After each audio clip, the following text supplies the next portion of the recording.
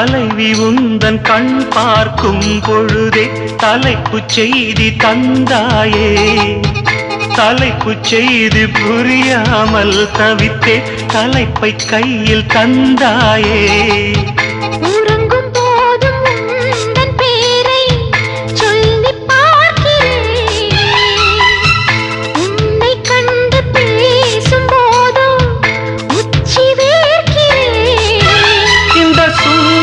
வார்த்தைகள் தந்தது யாரடி உன்னை கேட்கிறேன். உன்னை தட்ட தென்றல் இன்று என்னை தட்ட சொன்னதொரு செய்தி. உள்ளுக்குள்ளே ஆசை வைத்து தள்ளி தள்ளி போவதென்ன நீதி.